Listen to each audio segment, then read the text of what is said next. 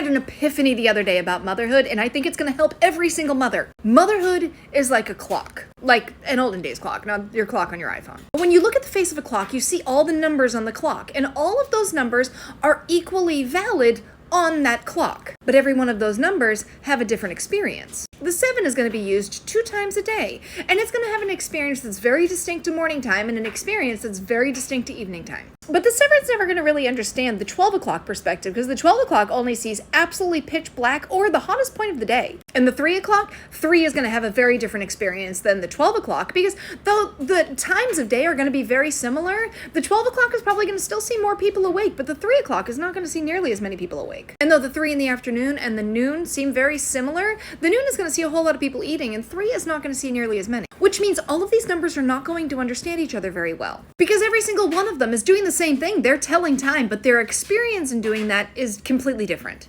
And motherhood is exactly the same. And I think that's why we don't understand why other mothers do certain things. I saw a post recently that was stitched a lot with some pretty hateful comments about a mom who just never really wanted to be away from her kids. And it was stitched a lot by moms who really wanted that break time from their kids. However, both versions of motherhood here are valid. Just one's a noon mom and one's a 3 o'clock mom. Or one's a 7 o'clock mom or one's a 9 o'clock mom. The time is not what matters. It's that the perspective is different because they have a different experience than the other one. Neither is more or less valid. It's just that the understanding of the other person's perspective seems foreign because you only understand your perspective. My mom was a very different mom than I am. And some of the things that she said when I was younger were kind of hurtful to me. She would mention that she just needed to have an adult conversation. She just needed to get away. She needed to work because she needed a break. As a child, I found that very hurtful. Because I was like, what is wrong with me that you need to be away from me? However, as an adult, I realized she was just a different type of mother than I am, and that's how she chose to be a mother. She wasn't actively trying to wound me as a mother. She was just trying to do motherhood in the way that she felt that she was able to thrive.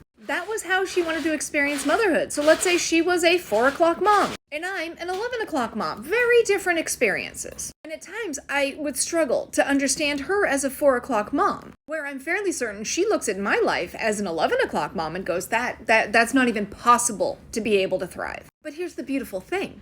We all have different children, and those children have different needs. And we, as individual women, have different needs in motherhood. And the way that we're going to come at motherhood is the way that we can find that we can thrive in motherhood. We don't have to live the experience of somebody else, and we don't even have to understand it. Because their version of motherhood and our version of motherhood can coexist. If we love our children, we love ourselves, and we're showing up well for everyone in our lives, including ourselves, then we're thriving. No matter where we are on that clock of motherhood. Because all of them can exist.